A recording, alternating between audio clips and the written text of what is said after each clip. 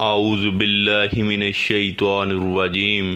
بسم اللہ الرحمن الرحیم الحمد للہ رب العالمین والعاقبۃ للمتقین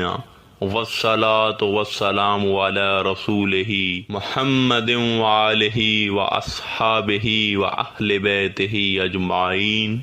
سامعین کرام، آپ میں سے اکثر بلکہ ہر وہ ایسا شخص جس کا تعلق روحانیت سے ہے،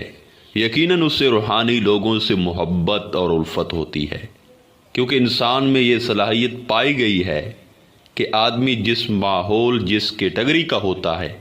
اسے اسی طرح کے لوگ پسند ہوتے ہیں اور اس کی ان کے ساتھ تعلق پیدا کرنے کی خواہش ہوتی ہے۔ اسی طرح اب اس روحانی نظام میں اللہ تعالیٰ کے برگزیدہ بندوں میں سے دو گروہ کتب اور ابدال کے بھی ہیں۔ یہ اللہ تعالیٰ کے وہ پراسرار بندے ہیں جو عوام الناس سے پوشیدہ رہتے ہیں، لوگوں کی نظر سے اوجھل رہتے ہیں، مگر لوگ کیا کر رہے ہیں، وہ کس حال میں ہیں، یہ سب ان کو خبر ہوتی ہے، اور یہ لوگوں کے رجحانات ملانات بھی جان لیتے ہیں، مگر لوگوں کے لیے ان سے ملنا آسان نہیں ہوتا، کیونکہ یہ ہر ایک سے ملتے ہیں، نہ ہر ایک پر اپنا آپ ظاہر کرتے ہیں، اور ان کے پاس طاقت بھی ایسی ہوتی ہے کہ یہ جس کی چاہیں پل بھر میں ہزاروں میل دور سے کسی امور میں مدد کر دیتے ہیں اور وہ کام فوراً ہو جاتا ہے۔ سامعین کرام، تاہم ہم عموماً دیکھتے ہیں اور لوگوں سے سنتے ہیں کہ تقریباً اکثر ایسے لوگ جن کا تعلق روحانیت سے ہے، جو روحانیت کو سمجھتے ہیں، ان کی یہ خواہش ہوتی ہے کہ ہمیں ایسے اللہ کے پراسرار بندوں کی صحبت نصیب ہو جائے یا ان سے تعلق پیدا ہو جائے تاکہ وہ ہمارے ظاہری اور باطنی امور میں ہماری مدد کر سکیں اور ہم ان کی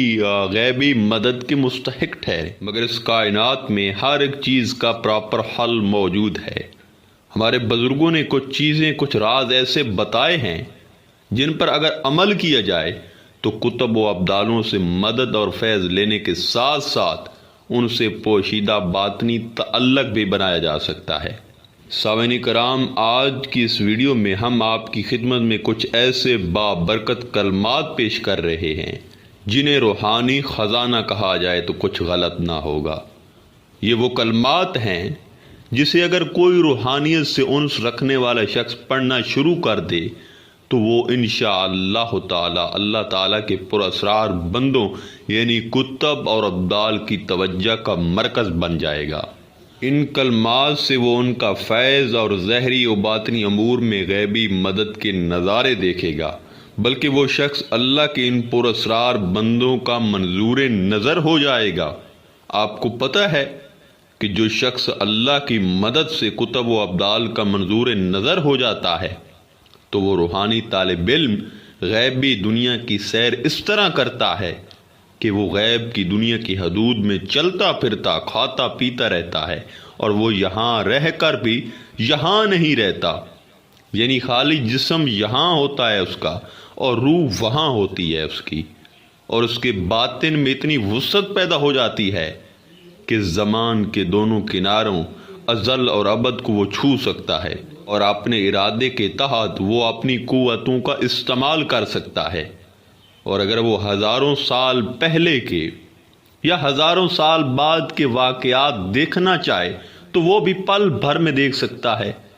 کیونکہ ازل سے ابد تک درمیانی حدود میں جو کچھ پہلے سے موجود تھا یا آئندہ ہوگا اس وقت بھی موجود ہے، بس دیر منظور ہونے کی ہے۔ جب بندہ منظور و قبول ہو جاتا ہے تو پھر کوئی پردہ درمیان میں حائل نہیں ہوتا۔ اسی طرح وہ پھر رفتہ رفتہ کائنات کی اصلیتوں اور حقیقتوں سے واقف ہو جاتا ہے، اور اس پر تخلیق کے راز کھل جاتے ہیں، اور اس کے ذہن پر قدرت کے قوانین منکشف ہو جاتے ہیں، اور روحانیت کی طرزیں اس کی فہم میں ایسے سما جاتی ہیں جس کا کوئی اندازہ نہیں، اور پھر یہاں روحانی طالب علم اللہ کے محبوب فرشتوں سے بھی متعارف ہو جاتا ہے، اور وہ ان باتوں سے آگاہ ہوتا ہے جو اس کی اپنی حقیقت میں چھپی ہوئی ہوتی ہیں۔ وہ ان صلاحیتوں کو پہچانتا ہے جو اس کے اپنے احاطہ اختیار میں ہیں، عالم امر کے حقائق اس پر منکشف ہو جاتے ہیں اور وہ اپنی آنکھوں سے دیکھتا ہے کہ کائنات کی ساخت میں کس قسم کی روشنیاں اور روشنیوں کو سنبھالنے کے لیے کیا کیا انوار استعمال ہوتے ہیں، حتیٰ کہ بہت کچھ انسان پر ظاہر ہو سکتا ہے اگر وہ خلوص و نیت میں کامل ہے۔ اب آتے ہیں ان کلمات کی طرف کہ وہ کلمات کیا ہیں۔ پہلے وہ پیش کرتا ہوں، پھر انشاءاللہ تعالی ان کو پڑھنے کا طریقہ بتائیں گے۔ بسم اللہ الرحمن الرحیم، اللہم صلی علی محمد وآلہ وإطراتہ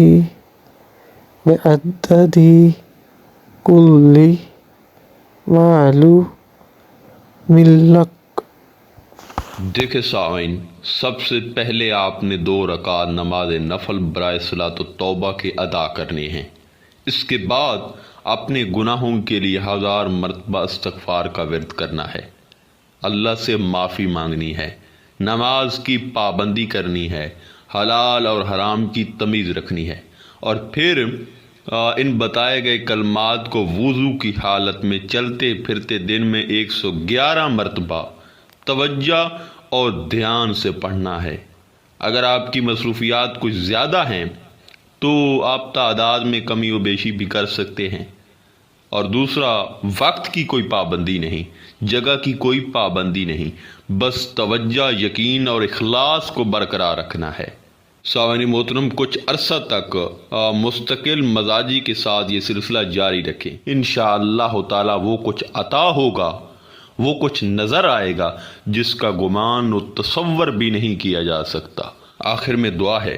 کہ اللہ تعالی ہم سب کی تمام خطائیں اور صغیرہ کبیرہ گناہ معاف فرمائے اور ہم پر رحم فرمائے۔ انشاءاللہ تعالی ملتے ہیں ایک نئے موضوع میں، تب تک اللہ نگہبان۔